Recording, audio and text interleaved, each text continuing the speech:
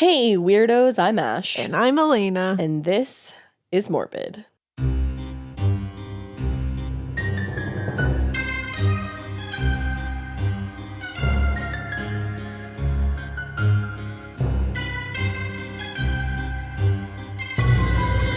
It's Morbid! Morbid in the late morning. It's true, and it's a special Morbid because it's listener tale. Which means it's brought to you by you, for you, from you, and all about you. I noticed a blister on my foot while I said that. And yeah, she made a weird face. Do you see what's going on with my foot right now? Yeah, you've got a lot going on. I could never sell feet pics. Oh my God. Not that I want to. Not that I will, but... Not that I will. Don't get your minds out of the gutter. Careful of that. I've been doing this for like all day. And you kick it over daily. No, I learned how to do little kicks. Little kicks. Little flutters. It's like when you're learning how to swim. Yeah. We have ottomans, like we both have the same one, which you never use. You never use the footstool for your foot. No, I use it as a desk. Feet. Yeah, fuck that. I use my footstool for my feetsies. Lots to talk about feet today on the podcast. Yeah. But usually I tip mine over because I rock it around. Yeah, just kicks it over randomly at random times. And it's very loud whenever I do it. Elena always goes, because he usually knocks things over. It's true. It's a big deal. There's something on me. But it's listener tale, and Ash is going to continue picking at her feet. I'm not picking at my feet. There was something on my toe. God. And it's listener tale. So stupid. I don't think we have a theme for this one. I think it's just like a mishmash bagosh. Like Oshkosh bagosh. Exactly, but mishmash bagosh. They're overall slayed, and so will this listener tale. There you go. Let's start it off, brother. Are you ready? I'm ready. Okay. All right. It's listener tales. I heard you like cat ghosts. I do. I mean, yeah. I prefer the living cats, but if all I can get is a ghost cat, then yeah. And if I'm going to get a ghost, a cat might be kind of cool. That's very true. I agree. All right, let me open this bad Larry up. All right, this is from Chris Chapman, and they say, yes, you can use my name or any other names in this story, but especially the pet names because they are asterisk amazing asterisk. Oh, I'm excited to hear your pet names. I'm excited too. Hey, Ash, Elena, and the rest of the podcast crew. Obviously, I love you guys and your show. I love the way you add levity and humor to each case, the way that you tell us about the victims so that we can almost get to know them, and the way you insult the villains that take them from this world too soon. Thank you for appreciating that. Thank you. Also, y'all are snarky AF, and I'm here for it. Yeah, we are. I'm glad you're here for it. I appreciate you for taking the time to read this, even if it doesn't make it to the show. Well, guess what, Chris? It's on the show. Chris. Guess what, Auntie Chris? It's me, Todd Cranes, and you're on the show. There you go. I have a lot of stories that I could share, but most of them are fairly traumatic, and I would much rather share one that might bring someone some comfort or make them smile. Although I have some stories about my dog befriending the ghost that lived in our apartment, this one is about a ghost cat. This is a pretty heartwarming story, but I'm getting ahead of myself. Ew. We want the other ones too. Yeah. For context, I said context so weird, didn't I? For context. Context. I am coming from the evangelical to witchcraft pipeline. Hello, Whoa. religious trauma. What a pipeline. That is a pipeline, I love indeed. it. And my Welcome. mother and grandmother on her side have always been abusive. I'm sorry. Oh, I'm sorry. And I'm no longer in contact with either of them. Good for you. Good, their loss. However, this grandmother says she's a witch and has always said that I was as well. Ooh. And that we come from a long line of witches. She would say this with a level of sincerity she rarely ever showed anyone, and I've always taken this to heart.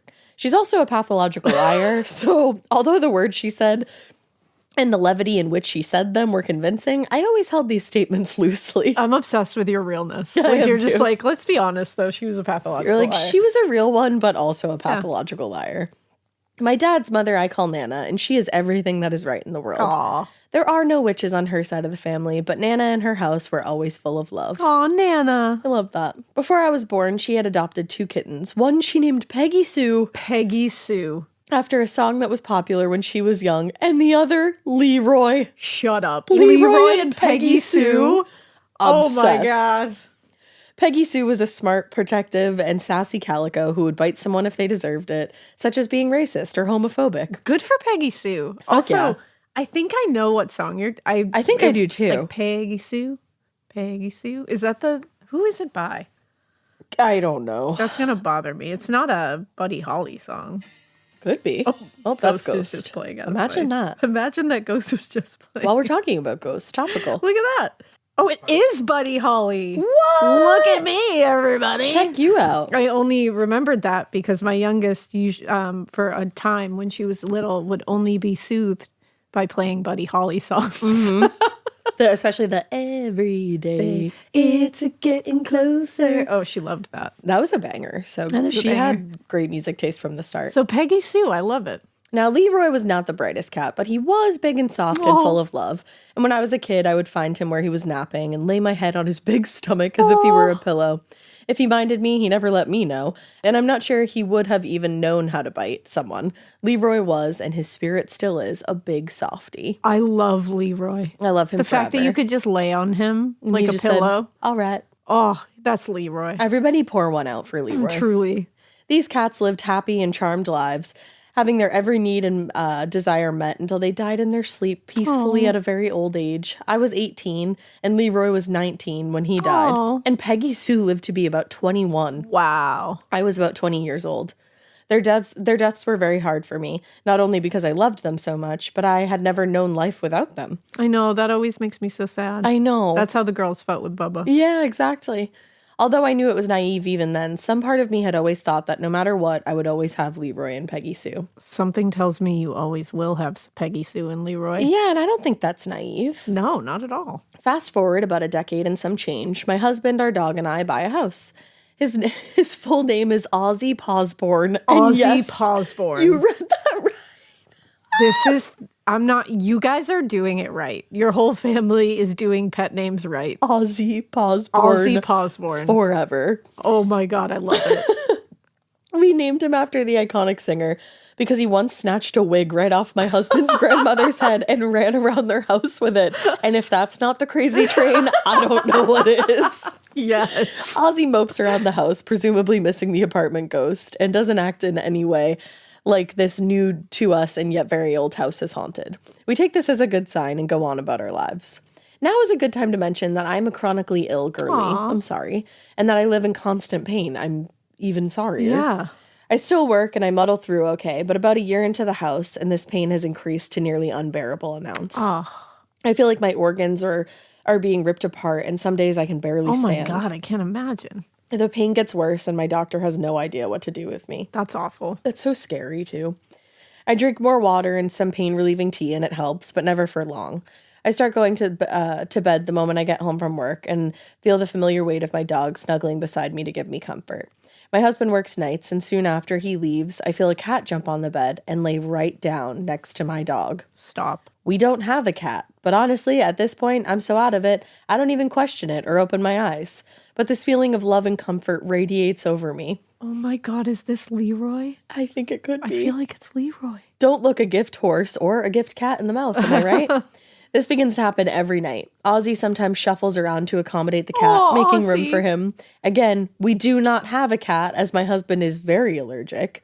My first thought is that maybe there was a cat that had lived here before, and some part of his energy is still about the house, but that doesn't seem quite right. I've often heard that it's unusual for animals to leave ghosts behind. Not to mention, this cat feels familiar. Leroy. I know it. I feel like it's Leroy. It's Leroy. After a few weeks of this, someone asked me if I had a cat growing up, and immediately I think of my sweet Nana's sweetest cat, Leroy. Yes. I tell him thank you for visiting me, and he ignores me, except for his big Texas cat body next to my legs or my abdomen, providing the warmth and comfort that no ordinary ghost can. That's so precious. I love it. It's such a different feeling. I know. Eventually, I find out that I need surgery. All the scar tissue in my abdomen and uterus is causing problems. Ugh. And if left alone, could become cancer. This should be terrifying, but at this point, I just want to be put out of my misery. I'm sorry. I have the surgery, 5 scars, and the surgeon notices something else. My bladder is covered in a cyst-like tissue. This is an incredibly painful issue called interstitial cystitis. All right. I'm going to let Google say it because I am bad at saying it. Interstitial cystitis. Oh, I think I might have been right. You were right. All right. Well, I'm sorry that you found out you have that. It's not deadly, but it is a huge pain in the organs, is what they wrote. Leroy and Ozzy comfort me every day of the 3 weeks that it takes me to heal. My husband does not see or sense Leroy at all, even though he's taken off work to baby me while I recover. Once I'm healed up for surgery, I tell Leroy thank you again. and I burned some catnip for his spirit to enjoy. Oh, that was so sweet. My husband, somehow still a skeptic, laughs at me. But then once the catnip is burned, something falls off a shelf in the room I had been in, as if a cat had knocked it off. Wow. I haven't sensed Leroy again, and Ozzy hasn't made any space for any ghost cats in a long time. But it's very comforting to know that I was right all those years ago when I thought I would never be without Leroy and Peggy Sue. Aww. I'm sure she's been around a time or two, giving me strength and sass. Somehow I just know that Leroy will be back should I need that comfort and warmth again. I may not be able to rest my head on his belly now, but should I need him, he will be back snuggling me and napping with me. I'm obsessed with Leroy. I love him. it. Keep it weird, and definitely keep it so weird that when your organs hurt, you are haunted by the cat of your childhood, and that reminds you that you are not alone, and the spirit of love always continues. My God, the spirit of your cat from your childhood. I love it. That was beautiful. I love it so much. And I hope you're feeling a little bit better after your surgery. Damn, I'm so sorry you had to go through all that. But Leroy knew that you needed like comfort. Yeah. In that time. Like he was like, you're not feeling that great. And then when got surgery you. came, he was like, I'll help you through this. And then you thanked him with catnip, which is beautiful. Yeah. And he knocked something off a shelf to show you that he appreciated it. And that's cats. And that's cats. And my that's God. on cats. There's cats in the next listener tale too, and they're so cute. Oh my God, there's more cats. And there's dogs. And there's doges. Oh my God, was waiting dogs for the and cats doges. and babies. Oh my God. I'm obsessed. He gave us the trifecta of cute. Hold on, I'm putting this in a doc so I can read it because old eyes McGee over here. Old ass McGee. My name is Old ass McGee. Old ass McGee over here. All right, so let us see. I'm making sure. Okay, I can use your name. So this one is called. I was just gonna go right in and read it. I'm fucking wreck. Just raw dogging the tail. Just raw dogging the listener tale. This one is my aunt picked up a hitchhiking. Nope. My aunt picked up a hitchhiking murderer and didn't get yeeted. A listener tale. That's a survivor story. I love that. I also love when you guys will put a very like dramatic story, like headline, and then you'll say a listener tale. It's always like a novel. I like it. A true story, It makes if you me will. laugh. So it says, hey, weirdos and crew, my name is Sam, and just let me give y'all your flowers. Thank you for Aw. making a safe, victim-conscious podcast sprinkled with your beautiful voices, dark humor, and spookiness. Thank you. Thanks. I started listening a few years ago and got my man to start listening. I always love when that happens. I do too. Now we lovingly refer to you as the girls. I love that. I love it. We've bonded over y'all and often find ourselves saying, I think the girls covered this one when watching or listening to other true crime shows. Amazing. I love that we're the girls. Like, that's it. I love it. Girls. If we're in the car, y'all are there with us. If I'm making dinner with my son, you're enthralling us both as he jumps along excitingly in his bouncer. Oh, so thank you for being an unintentional building block in our own spooky household. You betcha. That just made me so happy. Thank you for allowing us to be. Damn. Also, your son is so fucking cute. I can't even handle is. it. As a fellow paranormal magnet, I have many, many ghost stories, but I don't have many true crime stories. That's probably great. Yeah, that's probably a better thing. You know, I would rather have ghost Paranormal. stories than true crime stories, like in my personal life. Yeah, same. Then one came to mind. It didn't happen to me, but to my great aunt. I asked her permission to share her story, but she requested her name and the name of the city not be mentioned, just in case this guy gets out. I'll refer to her as Auntie and the perp as the man. The man. I think that's a safe way to refer to them. This happened in a riverfront desert community on the border of California and Arizona on the Colorado River. Auntie lived on the California side. Her backyard was literally the Colorado River and Arizona on the other side of the bank. That's wild. That is wild. Her house was on the outside of the town. Normally took about 15 to 20 minutes just to drive back to the main highway that cuts right through the middle of town. Between her house and town, there's nothing but desert, irrigation canals, and farmland. It's a very long, hot walk back to town from where she's located. I would die in that scenario. Yeah. Just that.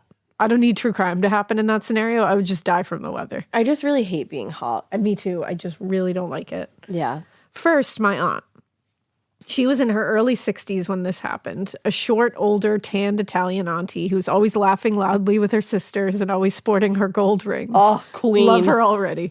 Auntie was leaving her house one day and saw a swarm of police cars at the end of her street at a local campground, but didn't think too much of it. As she headed down towards town, she saw a man walking down the road headed the same way she was driving. Here's our guy. Always the loving, empathetic human being she is, she pulled over, asked the man where he was headed, and he said he was trying to get to the Arizona side so he could hitchhike to another town further north. And since it wasn't that far out of the way, she offered to give him a lift to that side of the river as she was headed in that direction. Dun, dun, dun. And at this point, our Sam has 3 red flags on either side of, ma'am! And I agree. Ma'am! Ma'am! Her town was a common stopping place for hitchhikers, so him telling her this wasn't too weird. And he seemed pretty clean and normal. Something in the back of her mind kept telling her it was to get a really good look at the man's face, so she made sure to memorize it and what he was wearing. Smart lady. Yeah. Auntie drove with the man and his backpack in the front seat, no less. And she has Facepalm emoji.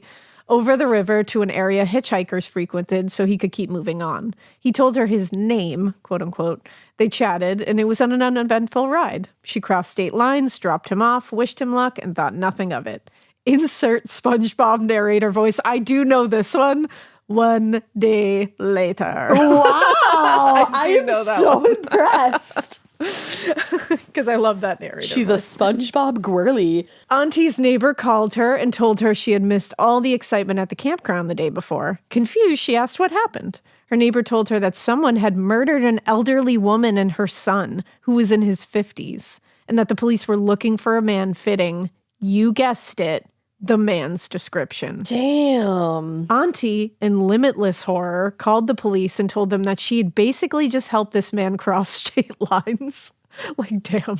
Imagine just being like, so I'm a nice person, and I might have got this person out of Dodge and didn't mean to. Hello, 911. I fucked up. Oops. She basically helped this man cross state lines and evade capture. She was terrified that she would be arrested for aiding a literal murderer escape custody, but thankfully she was not and gave the police all the information she had. The man was caught shortly after. Yes, she had to testify in court in front of him. Ooh. Oh, that's scary. I don't Yeah. like that they made her do that. My uncle, R.I.P., R.I.P. your uncle, Aw. who was a prison guard turned bailiff, accompanied her and sat right behind the man in court, just in case he tried to attack my aunt. Wow, I love that's that a he was real like, one. Yeah, he was like, I will fuck you up. He said, try it, motherfucker. something. He didn't, and my uncle also avoided going to jail. Good. The man was tried, convicted, and will be eligible for parole in 2026. Oh, that gave me goosebumps. I don't like that at all. He could have easily overtaken my sweet, cancer ass-kicking, motorcycle riding, jet ski riding, pontoon driving aunt if he wanted to. She's the baddest ass. bitch. Like, I'm obsessed. I want to hang out with her. Same. Like, fuck. Let's go on Auntie? a pontoon boat. Hello? Let's go.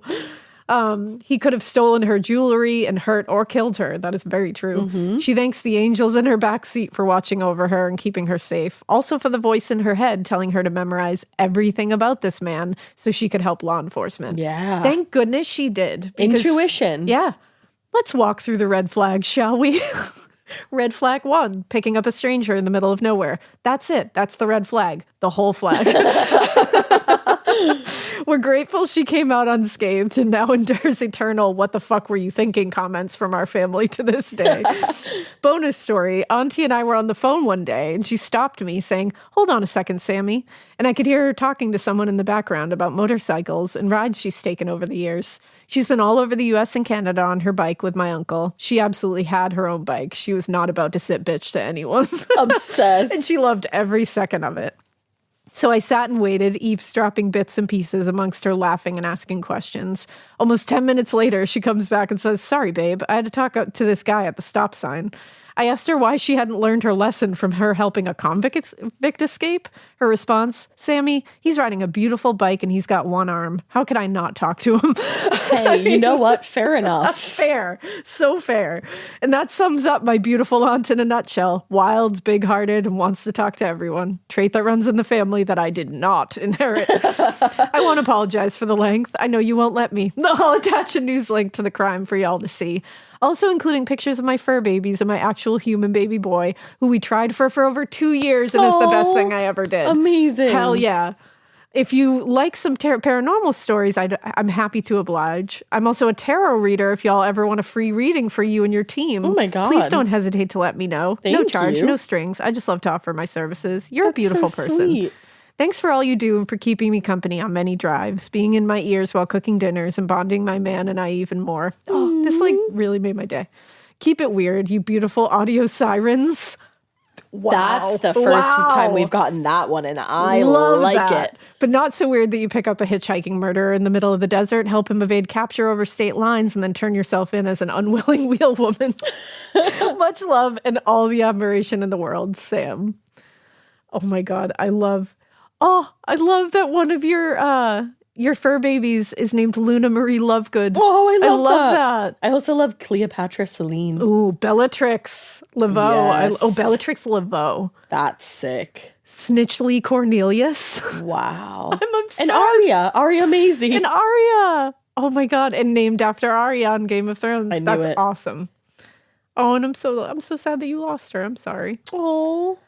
But man, thank you for sharing them with us, because what beautiful fur babies and real babies you have. Wow, Like, your fam is gorge. I was just going to say, what a gorgeous fam. Truly. Oh, I love listener Oh, and your tales. little baby. He's so cute. He's so cute. I can't even. He has the cutest little smile. I just want to boop his little I nose and know. squeeze some cheeks. I love listener tales. They make me so happy. I know, because I love the pics. Yeah.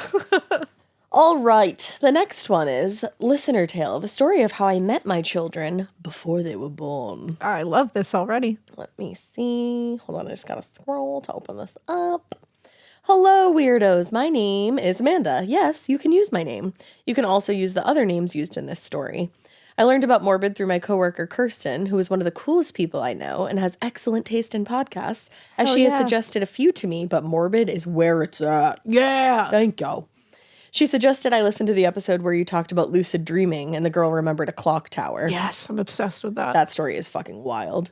I think Listener Tale 85. Listener Tales are my favorite. Yay. Truth be told, I skip over the other episodes and circle back around to them later. However, your banter with each other is what keeps me coming back. Oh. You two are great. Thanks. Thanks so much. Thank you for what you do in making my day better. When I need a mood boost, I'll put on an uplifting podcast about murder and gore. All right. And we read listener tales to make our day better. Exactly. Okay, let's get into this. It may seem to skip a bit, but it will all make sense in the end. A short story before I get to the meat and potatoes. Trust me, it's a WTF story that does connect to the other. I met my husband in Southern California after leaving my first husband in Florida. I moved to be near my dad and stepmom. I was 22 with a 2-year-old and quickly making friends along with a social life. He was military as my ex. I had a flavor, what can I say? And so I would go and party with friends on post. I met this guy and we started talking and hanging out quite often. He left for 2 weeks to go visit family. It wasn't too serious at that point, so I didn't really question the where. He got back a week later and we were again at a party. It was about 2 a.m. and we were drinking. He looked at me super serious and said, "Hey, you should call your mom." Whoa. Now I'm thinking, dude, I am not going to marry you. You do not need to talk to my parents. So I said, no, it's 2 a.m. and she's probably sleeping or something. And he said, no, you should call her. It'll be great. What? He says this with the most charming smile. Yeah, that worked. Fuck. So I call my mom and who knew? She answered. She was out and about partying with her friends. She's loving the single life, and she's recently broken up with her boyfriend of 2 years. Good for her. She asked if I was okay and if something was wrong. My slightly drunk self said, nah, I'm just here with my friends, and this guy wanted me to call you. We chatted for a few minutes catching up, and he said, hey, let me talk to your mom. And I'm thinking, no. Oh, hell no. This is not happening. We'd only been talking for a few months. Hell no, I told him, laughing. Oh, come on, it'll be hilarious. Ugh, again, I gave in. I'm not sure if it was the alcohol or the charm, but he got on the phone. Hi, Rose, were his first words. Now, I had never told this guy about my family, or my mom, or even her name. I don't like that. I don't like that either. I quickly fell out of the chair at the table, backed into a corner, and yelled, who the fuck are you? What the fuck is going on? Yeah, that's what I would do. He's laughing and talking to my mom like they were old, great friends. I was so lost. He eventually gave the phone back to me, laughing. Mom, what the fuck is going on? She's cracking up on the other end of the phone and said, I'll talk to you in the morning, honey. Have a fun night. I'd be like, no. Someone's going to tell me what's going on. You need to tell me. Right now. So, turns out, when he went to visit his family in northern Nevada, he was showing his dad some of the people he was meeting in Southern California. And his dad said, hold on, go back to that one. It was a picture of me. He got up, went to his room, got into his closet, and pulled out a large picture and brought it back with him. It was a picture of myself and my mom from a few years back. Turns out that his dad was none other than the guy my mom had recently broken up with. They were together while I lived in Florida with my first husband. I had never met him. I'd never even seen what he looked like. She had mentioned that he had a son that was going into the military, but that was the extent of it. I am now dating my almost was a stepbrother boyfriend. What is going on here? I guess that our families were always meant to be connected. Apparently. Because I ended up pregnant shortly after this incident happened. Let me tell you how awkward our wedding was. LOL. Now, This is amazing. that's incredible. Now that all that has finally been said, let's get to the reason why you're reading this. My kids. Okay, so it was the spring of 2006, and I was 4 months pregnant with my second child. My oldest, who is now 3 years old at this time, would tell me that a fireman would come to his room sometimes through his window. That's delightful. Kids scare the shit out of me. One morning, I went to wake him up and found his glass light fixture on the floor. You know, the ones that look like a lit up boob when it's on, and the one with the glass dome with a screw in the middle. Yep. It was sitting on the floor with the screw in the bowl side of the glass. If it fell down, wouldn't the screw bounce off somewhere? You'd think. I thought that was very strange, but the 3-year-old totally believed the fireman did it, so it was okay. A few weeks later, I was cleaning my kitchen, and I leaned my broom against the counter to get the dustpan in the other room. And I came back to my broom being 3 feet away from the counter, literally standing up on the bristles alone. What? I just got chills. Yeah, that would freak me out. I took a video of it on my old-ass camera, but it's been lost over time. Anyway, a few weird things happened, and I started to get suspicious that this place might be haunted. But meh, I was too tired and too pregnant to care at this point. I heard that. My boyfriend had to go away on business trips for a few days, and while he was gone, my son got to sleep with me in our big bed. One night while we were sleeping, it was a full moon, so a little light was shining through my window in the middle of the night. I was facing the wall while my son slept behind me on the other side of the bed. I woke up to this feeling of being stared at. I slowly opened my eyes and saw my son standing next to my bed, with his little arm on my nightstand and his hand propping up his head, just chilling, looking at me in a soft, loving gaze. He did not take his eyes off of me. He had shaggy, dirty blonde hair and was wearing what looked like an oversized baby blue t-shirt that almost reached his knees.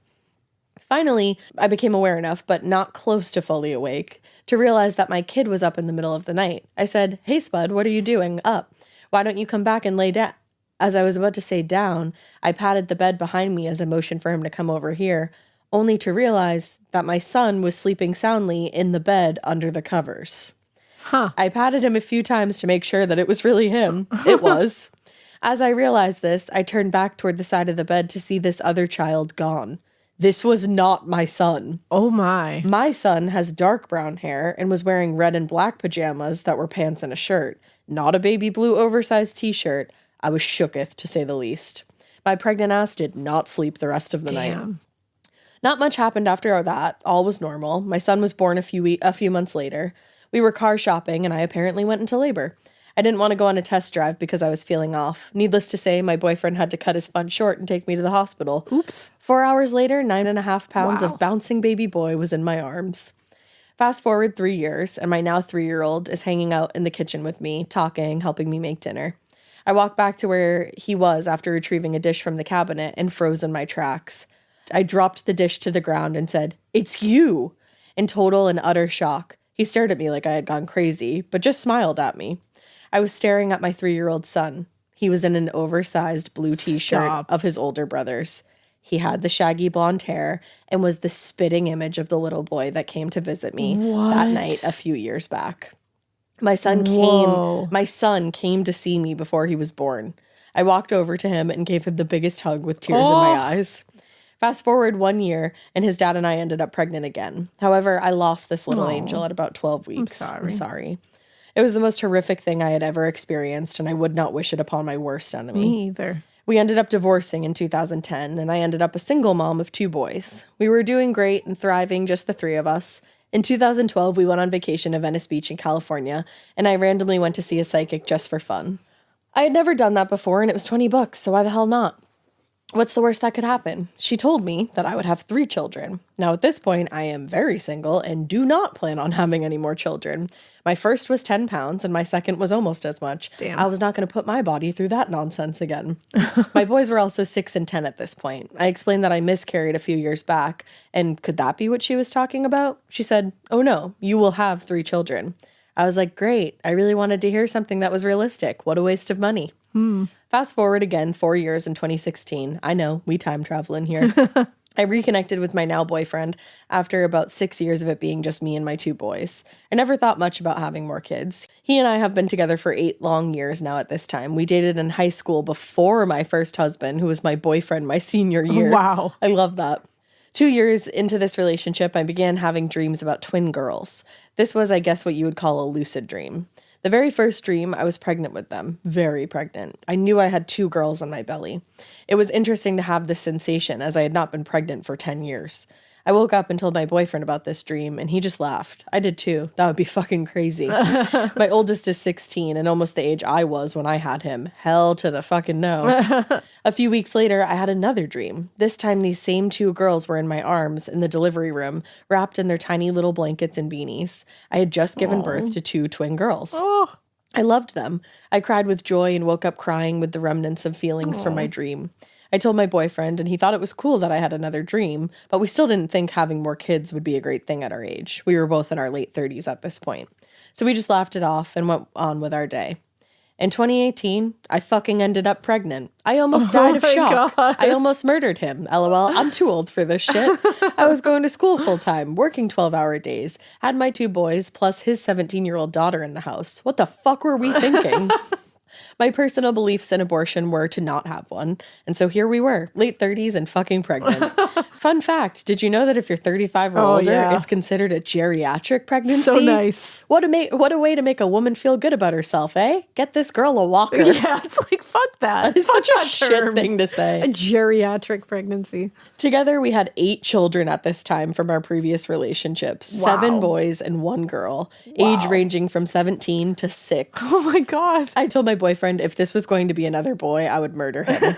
If I'm going to go through this, it had damn well better be a girl. I, of course, would have loved it either way, but Jesus, another boy, LOL. I continued to have these dreams. The next one was the 2 girls about 3 months old laying on the ground next to each other, matching onesies and shorts, sensory toys all around them, while I was on my belly playing with them. They were always simple dreams, but I always felt so much love in them. Being of granny age, apparently, and having this so-called geriatric pregnancy, we got to find out what we were having quite early. I was at work and got the call to tell me what we were having. I walked outside and video called my boyfriend. It's a girl!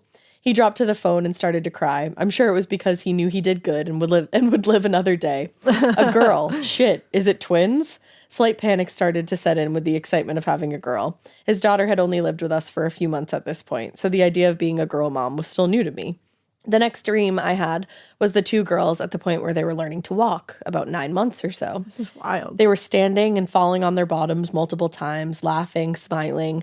I felt my heart swell with such pride in this moment in my dream. My girls. Only this time, this dream was different. I learned their names, Autumn and Olivia. I love those I know, names. those are really pretty. Autumn had the lighter, dirty blonde hair, and Olivia had light brown hair. They were playing with their toys and having the best time. I had such joy and pride in my heart that I never wanted to wake up. Oh my God, you're like such a mom. I love it. The next dream was when they were about 2 years old. They were getting ready for bed, and I was tucking them in for the night, in their cute little pink and white pajamas tucked in together. I sat and watched them cuddle with each other as they fell asleep.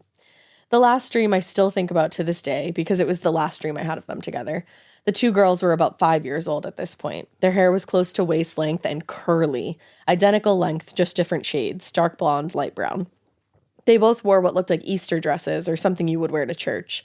We were walking along a path in a park. I only saw the back of them in this dream, which I thought was weird, but it was still so beautiful. There was freshly cut grass to the left and large developed trees to the right, large enough to provide scattered shading for the path. Autumn and Olivia were walking in front of me, holding each other's hands and talking about whatever 5-year-old sisters talk about. They were happy and seemed excited for something. We were going somewhere. I didn't want to leave this moment, but alas, the alarm clock called and it was time to get up for work. Oh my God, this is like beautiful. It is. The next week, I had my daughter, beautiful 9-pound Olivia Rain. Oh, that's such a pretty name. I love it. But this is not where the story ends. Oh no. On to the next chapter. Insert creepy page turning. Now I have experienced many different happenings over time. My family's so used to weird shit happening that when it does, we don't think much of it. But that's for another tale. Ever since my daughter has been born, there has been peculiar happenings specifically to her. We have cameras in her room and a baby monitor because, yes, I am extra with her safety. I feel that. One night when she was about 2 years old, we heard her on the monitor, but then there was another voice. She was being disturbed and began to whine. Then you hear a yeah that sounds slightly frustrated, and then she says, no. Oh. Another time she's dead asleep, and then you hear, get up, in the same voice. Her leg has been pulled so hard that her whole body has been moved multiple times, and orbs are a regular occurrence. I will throw fucking hands with this, whoever the fuck's doing this. The fuck?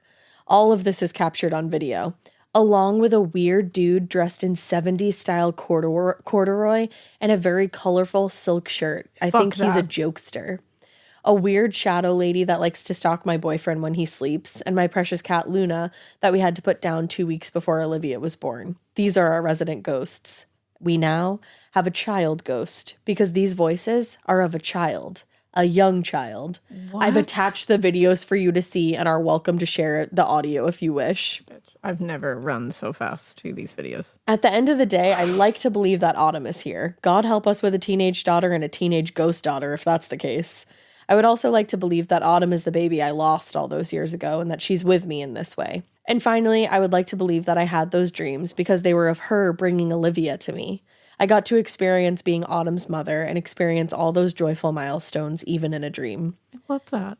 I have also attached pictures of my beautiful children because I'm completely biased and I think they're the most gorgeous creatures on the planet. And my cat Luna, who still comes to visit occasionally. Thank you for taking the time to read this. I know that there will be a slew of people who would shit their pants if this story was read. I will be sure to have extra pants ready just in case. Oh my Amanda. God, what a story. And we have the video. Oh my God, your kids are so cute. My trifecta of perfection. She put on one of the photos. I love it. Oh, okay, I got it. It's somebody saying, get up. Get up. Well, that's fucking spooky. That's so creepy. Damn, that's wild. That's a crazy story. It was also like so beautiful. That gave me all the emotions. It really did. Every bit of them. I really hope the ghost child is Autumn because otherwise I'm scared. I know. Because otherwise I'm like, who is that? Because I was ready to like throw hands. So. Yeah, me too. Sorry. I won't throw hands with Autumn. No. Definitely not. But like I thought it was somebody bugging your kid. Also, that's your like, kid. Let's go. Yeah, exactly. Your kids are also so adorable. They really are. All right, let's see.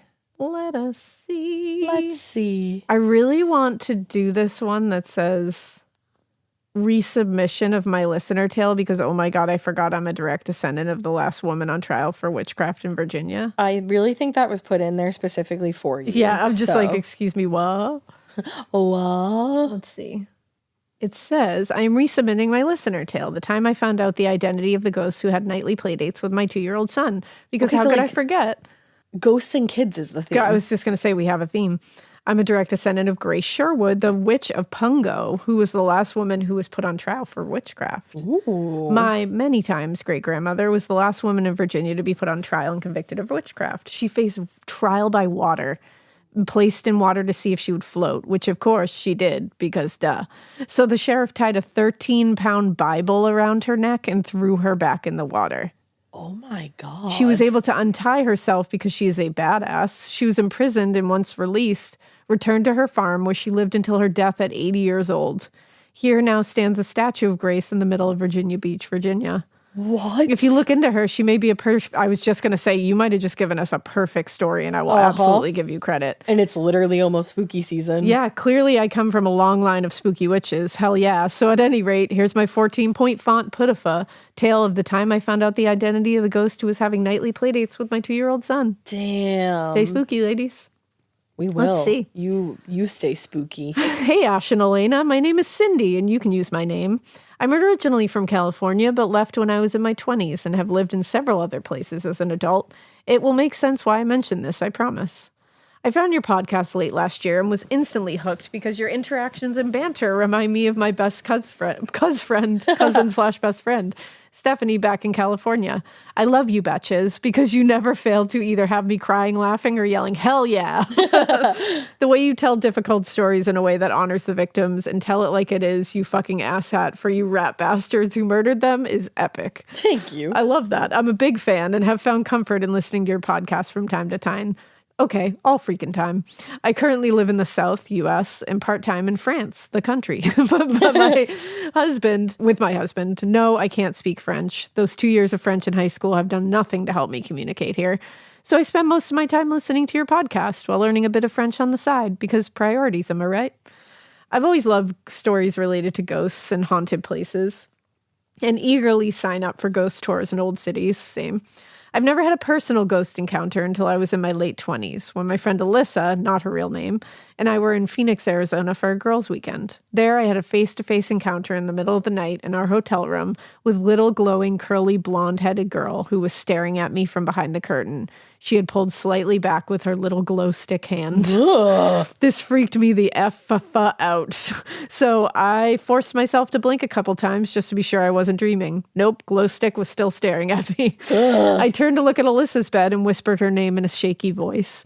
The room was dark except for the glow of Ghosty Girl, which provided enough light for me to see Alyssa in her bed, and she had the covers up over her head, where I heard her muffled voice say, "I know something is here, but I'm not taking the covers from over my face." Oh, cool. No worries, I thought. I'll just chill out over here with Glow Stick Girl literal inches from my bed. As I slowly turned my head back towards the window, I was 100% sure this little glow shit would be right by my bed with the smile on her face. I'm happy to report she was gone, but I digress. I love this little glow shit. Now, before I delve into the story of the time I found out the identity of the ghost who was having nightly playdates with my 2-year-old son, let me give you a little background. I adopted my son from Russia. Wow, you're amazing. That is incredible. When he was just under 2 years old. Talk about a wild tale, but that is another story for another time. We lived in New Hampshire then, about 40 minutes north of Boston, and I loved New England. I should mention our house was brand new, so while I understood the entire region offers homes that come with a ghost or 2 or 10, I didn't expect to have any ghostly encounters. One and done. I'll take my doses of ghosties in the form of movies and stories. I'll pass on the interactive show. Thank you very much. Anywho, when he first came home, my son, of course, being 2 and from Russia, didn't have many words he could say. But he was the happiest little guy. He was always smiling and babbling happily as he played with his toys in the living room or zipping around after our dog. He also loved Thomas the Tank Engine. That theme song is etched in my brain and still gives me the eye twitch when I hear it, and ran at lightning speed from morning until night. After he had been home for almost a year, he was able to say many words, English words, including the names of family and his favorite toy, an elephant stuffy called Horton. Oh, that's adorable. One night, after putting him in his crib, I kissed my son's forehead, tucked him in, walked out of his room, and closed the door. As I started to walk away, I heard him begin to babble. I thought it was strange because he hadn't babbled for quite some time, but he sounded happy, so I didn't think much of it and went back downstairs. This became a nightly thing, and very quickly I noticed he started to pause in the middle of the babbling, almost like he was having a conversation with someone. He would babble, pause for a bit, and then start babbling again as if in response. This sequence happened for several months. The first time I heard this pause, I felt the thwonk in my chest because the whom. Yeah, the whom. Because it really seemed like he was interacting with someone. My already overactive imagination went into overdrive because I've seen horror movies. I was absolutely sure that there was a crazed lunatic with a red balloon hiding in my son's closet and came out soon after I closed the door. I listened intently at the door, but didn't hear anyone else in the room. So I calmed my ass down, chalked it up to him playing with Horton, and Elsa'd myself down the stairs to just let it go. That's a mom. Yep. Now, as I mentioned, this became a nightly thing, and I came to embrace it. It was calming to hear how content he sounded, because let's face it, the first almost 2 years of his life were extremely difficult and unimaginable, and to be perfectly honest, a shit show. He never asked to be dealt the shitty hand of cards he had been dealt at the beginning of his life, but now he was thriving and happy and content, and that's all that mattered. Oh, you're a good mom. You are. One night, however, something about the babbling changed. It was different. That night, after I kissed my son goodnight, covered him with his blanket, and made sure Horton was tucked securely in the crook of his arm, I left the room. I waited outside his door for his nightly babble sesh to begin. Within a few seconds, he began the babble. But as I mentioned, it was different. It sounded like he greeted someone who came into the room, paused for a few seconds, mixed with rustling noises, and then he started to giggle hysterically like babies and toddlers do when they're interacting with someone they're playing with.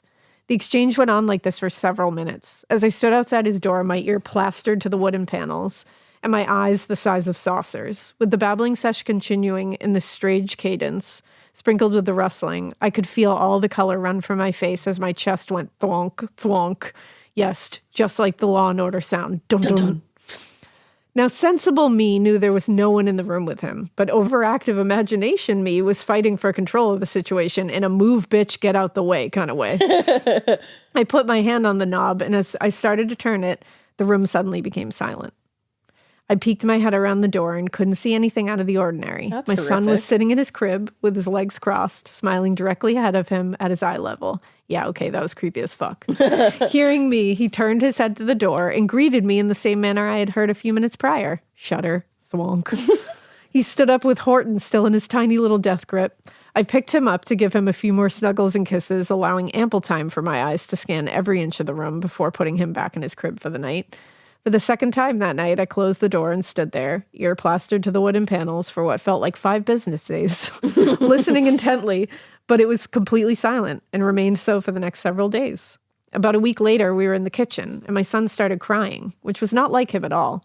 I picked him up and asked him what was wrong, though through his tears he said, "Want grandpa." So I thought he missed his grandpa. It was strange because he didn't use the word grandpa. Rather, my son called his grandpa Pop Pop.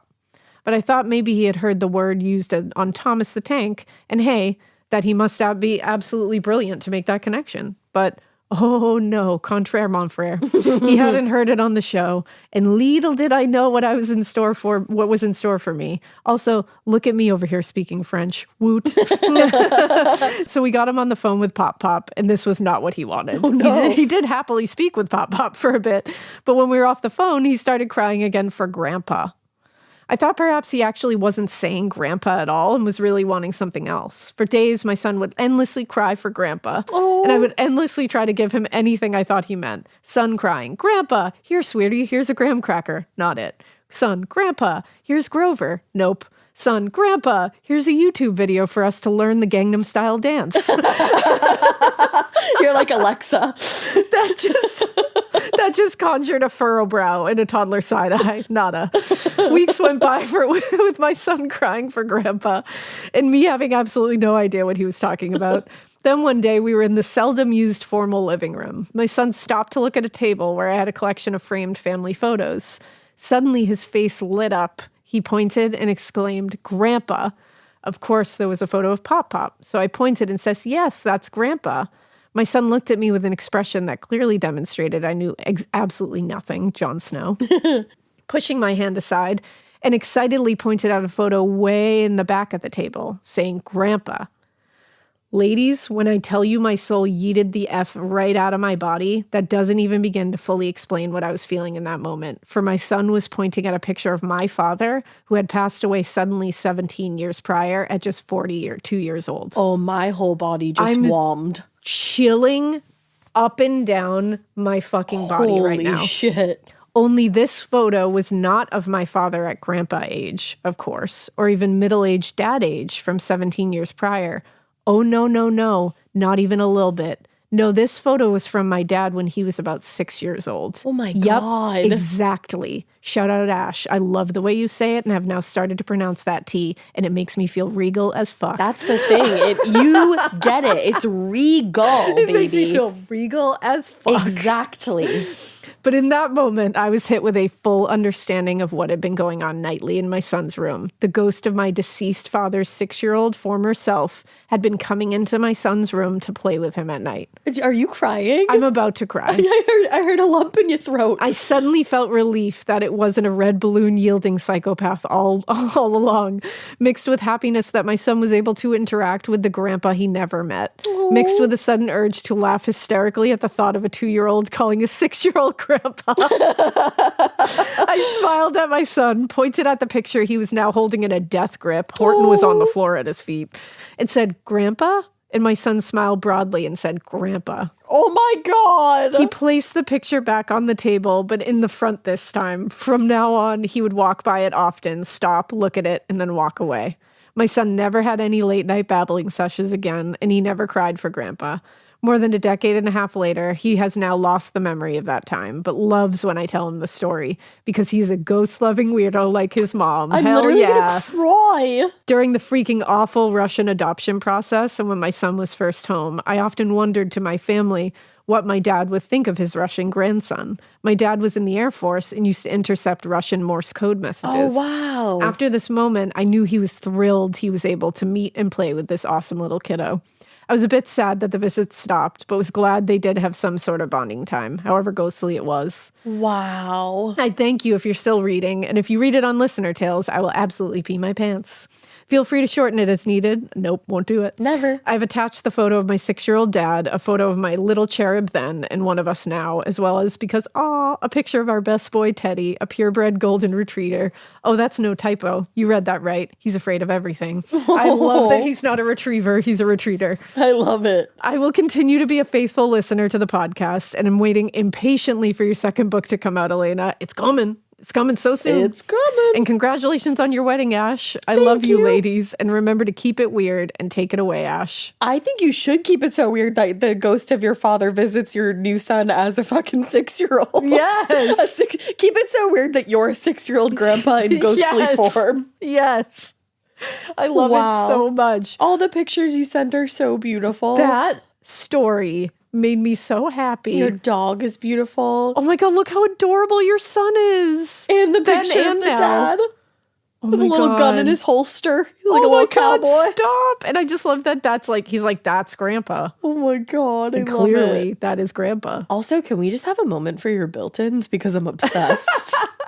I'm really into built-ins lately. Oh my God, the picture of you holding your son when he was little. I know. Like, you love him so much, and I love that so much. Wow. Oh, families are so beautiful. I love that you gave this little boy such a good home. I know. That's so lovely. All right, I think we've got time for one more. I think so. Let's see here. Listener tale, that time I robbed a man with my grandpa. Whoops. Or my grandma, sorry. Whoops. Whoops. Hi, Ash, Elena, and the whole Morbid crew. I'm Hannah, attached as a 14 double-spaced puttifa. Feel free to use my name and all others in my story. I've sent a couple others before, Appalachian cryptids, college witchcraft, and attempted murder. And have tons of more stories I could send. This is by far the funniest of my tales and could be a good palate cleanser. Love that. I love you ladies and have been listening for about a year. I used to listen on 1.2 times speed since my brain requires information at a mind-boggling pace, but I was running out of episodes too quickly and I switched to 1 times speed. You gotta slow it down. How much I love you since I refuse to do that for literally anyone else. I'll stop the fangirling here since my story's pretty long, but just know that I adore you two saucy sorceresses. I'm obsessed. I love her. The word grandma evokes images of a gentle woman in a well-loved apron pulling fresh-baked cookies out of the oven. She always insists you take a few for the road, and she's somehow even sweeter than the cookies themselves. Oh my God, I love it. Her wisdom always answers your toughest questions and soothes your deepest fears. Every time you visit, you're wrapped in the warm hug of her familiar perfume. She's a beacon of tranquility and morality. I did not have one of those grandmas. I want you to picture a 4'10", 80-pound, 80-year-old in a cheetah print sweatsuit and bright red lipstick. That's literally my future, I hope. I want to be someone's Nana in a leopard print sweatsuit with bright pink or red lipstick. This so much already. She was named Kitty. Yeah, she was. After all, and thought it fitting to always wear some kind of cat print. She's living. Her massive designer purse was filled to the brim with nicotine gum and cold hard cash instead of the typical caramel hard candies. I'm fucking obsessed. Y'all can have your other grandmas. I want a Kitty. I love this woman. Kitty is an icon. We bonded not over family recipes, but girls' trips to the mall where she'd slip me a Ben Franklin and tell me to get whatever my heart desired. What a great lady. She was the cool girl my nerdy, chunky, vaguely misshapen middle school self would have never dreamt of befriending. We seemed like an unlikely duo, her being Little Miss Florida, and me despising all things sandy, sunny, and summery. Same. I knew she wanted me to grow into a little diva just like her, but she'd never make me feel bad for spending my $100 on books and art supplies instead of clothes and makeup. She was effortlessly flawless her entire life and regaled me with stories of her many suitors.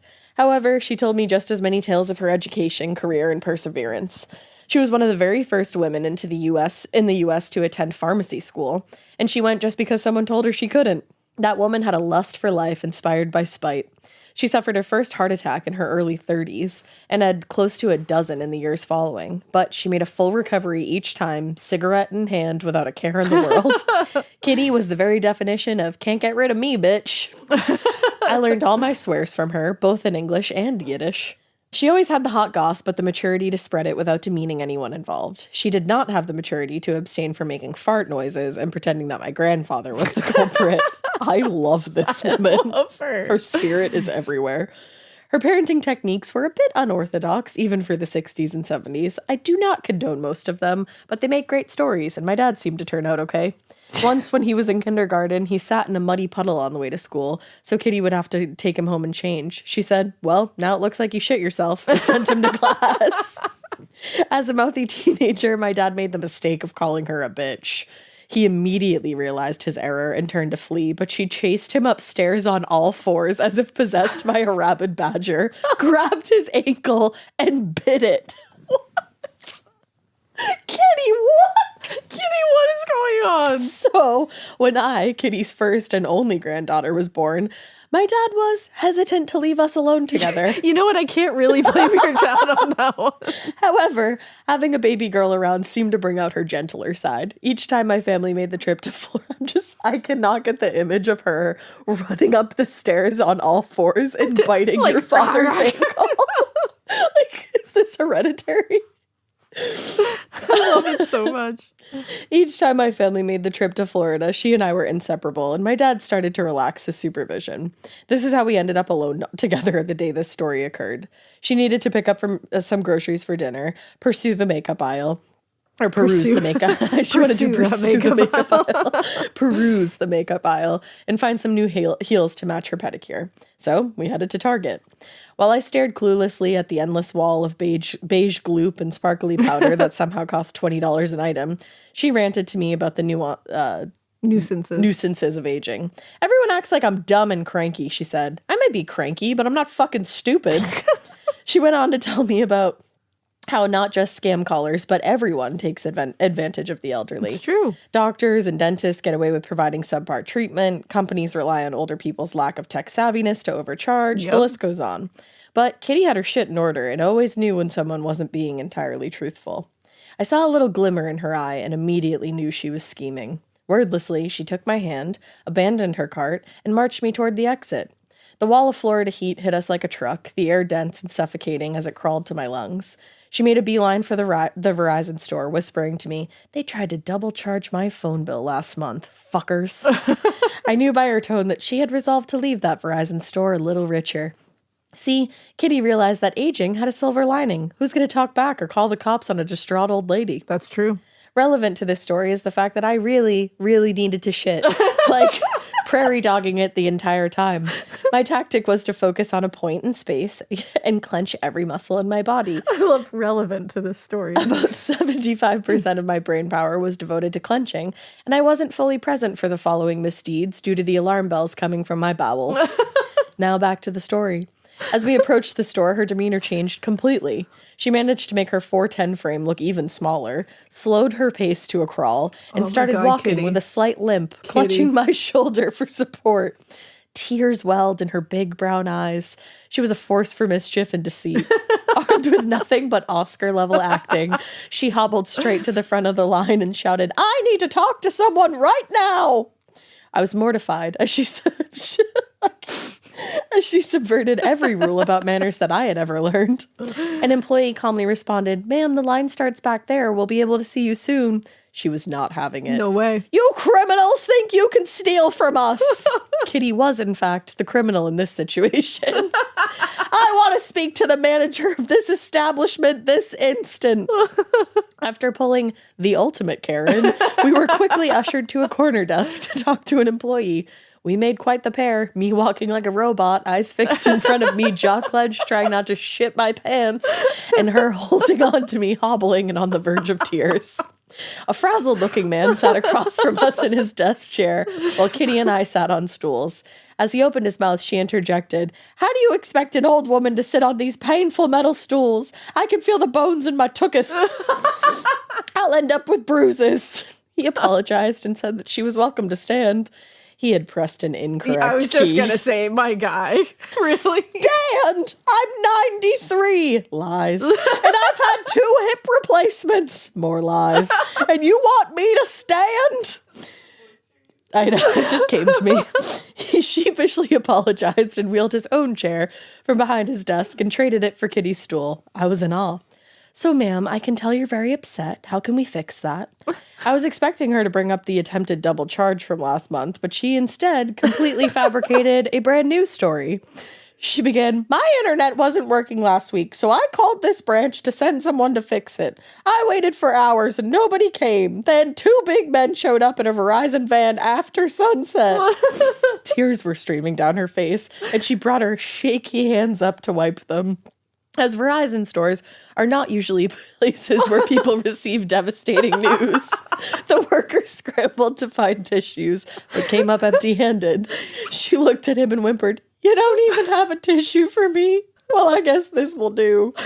And pulled, I shit you not, a roll of toilet paper from her purse, placed it on the desk, and began tearing off pieces to wipe her eyes. This is the funniest shit. She would later explain to me that she keeps an emergency roll on hand in case the public bathroom toilet paper isn't soft enough for her fragile princess butthole. I'm going to start doing that. I've learned a lot from Kitty in this story. So what happened with these men, the worker asked. Apparently, Kitty hadn't thought this far ahead, so she instead turned up the waterworks and wailed full volume. The poor man looked like a parent trying to quiet an infant on a plane. Okay, please be quiet. I'm so sorry, ma'am. Please, ma'am. He frantically stuttered. Instead of toning it down, she took it up a notch. I can't believe you'd even ask me to tell you the horrors. Do you know, I have a bad heart. Not a lie this time, but why would he know that? That could explode any second. It could explode. Before he could respond, she lunged forward, grabbing the poor man's hand. Feel my pacemaker! Feel my pacemaker! Oh my gosh. With ridiculous old lady strength, she wrenched his hand toward her chest as he cowered in fear, pulling back his arm with all his might. This, of course, dragged 80-pound Kitty out of the chair and onto the desk. She leaned into this and flailed, legs in the air, kicking and crying while screaming, Get off me, you pervert! Oh my god! Kitty! She's so reckless! Kitty is so reckless! Kitty fucking invented reckless. Kitty is just, wow. Wow, Kitty. I need you to step back and picture this for a moment. No. This does not look good for the employee. No. There was a small old lady beached on his desk, mascara, snot running down her face, toilet paper now on the floor and unrolling across the store. While she was the one holding his wrist, nobody else could see that from behind the dividers between each desk. It would appear to anyone else that he had made the first contact. Oh my god. Most of the customers had left to escape this chaos, and not a single other employee was willing to step into the madness. Damn, that poor guy. The only witness to the entire thing was me, the silent, awkward 11-year-old who sat through the entire encounter, staring into space like the ghost of a Victorian child, sweating profusely, veins in her forehead popping out from the effort of not pooping. He finally escaped her grasp and looked at Kitty in horror. She silently pushed herself off the desk, slowly limped to the other side of the store, and retrieved her toilet paper. Of course. She returned and began re-rolling it, absent-mindedly saying, You know, I can't use this anymore. I bet y'all don't even clean your floors. Wow. Dumbfounded, he let out a defeated sigh and asked, What do you want me to do? He's like, please help. This was clearly the question that Kitty had been waiting for. I want a full refund. Confusion flashed across the employee's face, and I could tell he wanted to scream, A refund for what? But I'm sure he didn't want to risk any other feel my pacemaker moments. So he simply replied, Okay. She followed her original request up with, In cash. Now it was the man who looked like he wanted to cry. Ma'am, we can't do that. Maybe we can waive next month's payment? No. But no, Yeah. that was not good enough for Kitty. I see a register right there. With dismay on his face, he tried to explain that without a transaction, he couldn't open the register. Kitty, gearing up for another scene, started yelling, You scammers! And was quickly cut off by the poor man saying, Wait, please. He then reached out and then reached in his back pocket for his own fucking wallet. Oh and my God, I handed somehow Kitty, knew that it was going to come to this. I'm obsessed, handed Kitty a wad of cash without even counting it. He's like, just take it. Satisfied, she promptly stood up, cash in hand, and limped toward the exit. I sat there in shock. Did she just fucking rob this man? She sure did. Was I an accomplice? You sure were. Were we both gonna end up in jail? Maybe. My 11-year-old brain, with half-baked cognitive skills, thought I was going to be expelled from middle school and thrown into some federal prison. I sheepishly whispered, sorry, to the man and hurried after Kitty, shuffling awkwardly like a penguin while taking the tiniest possible steps to ensure that the log didn't enter my pants. Kitty was already outside and had resumed her normal gait, counting her loot and looking very proud of herself. She saw the look in my eye and said, exasperated, "They tried to double charge me last month, remember?" The gravity of the situation hadn't yet hit me, and my priorities were still on the fecal matter, bobbing for apples and... I'm not okay. My priorities were still on the fecal matter, bobbing for apples in my day of the week underwear. So I accepted this justification and headed for the car.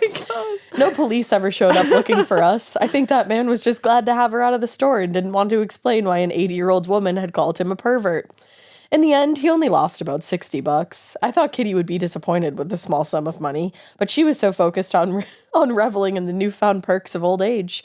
She was satisfied to know that every time someone tried to scam her, she could scam them right back without consequences. Yeah, she could. After that day, I was no longer allowed unsupervised time with Kitty. My dad and her got into a heated argument as she bragged about her exploits immediately upon returning home. The conversation ended with my dad saying, "Jesus fucking Christ, Mom," and her responding with, "Jesus Christ ain't my savior." The kitty. Kitty. I occasionally, This woman. she's a G. She is such a G. She is an original gangsta. I occasionally think of the man she robbed that day. I hope the memory brings him some amusement and not the level of trauma that being robbed at gunpoint would. Oh my God. Feelings of guilt bubble up as I know I did nothing to stop it. You were and 11. instead sat there creepily staring, sweated, and completely rigid. But what the fuck was I supposed to do? Shit myself trying to intervene? Aw, Kitty ended up passing about 5 years later in 2019, thankfully before all of the pandemic craziness ensued. It was hard to lose the only cool girl who ever made me feel welcome, but I'm sure she's having a grand old time causing chaos in the great beyond. Oh, hell yeah. Kitty may not have been the wholesome grandmother plucked from a Hallmark movie, but she was something better. Boldness, brashness, and bravery molded into human form. She was simultaneously my guardian angel and the devil on my shoulder, always there to wipe my tears when I sobbed to her about my middle school tormentors, but just as quick to tell me to fuck them up. Hell yeah. So that's the story of the time I robbed a man with my grandma. Keep it weird, but not so weird that you try to get a Verizon employee to grow up your pacemaker while your granddaughter sweats through her clothes trying not to shit herself, but do keep it so weird that you make her feel special and cool, even though she doesn't share your interests, and empower her to pursue her passions. Okay, bye. Hope you enjoyed. We fucking did. Hannah. That was, what a fucking tale. Every grandma should be a kitty. What a fucking tale that Kitty was. for fucking ever. I'm without words. I love her with every fiber of my being. That was unbelievable. That was fantastic. One of the best tales we've ever read. Holy shit. That was Touch phenomenal. me, you pervert. Like, wow. Wow. Obsessed. Damn. Well, oh, you guys really know how to send That was these a in. good one. That was incredible. That was a fun, spooky, and hilarious one. Yeah. Love, I think. love, love. Yeah. We'll give you some dark ones next time. Well, our next time will be our Halloween installment.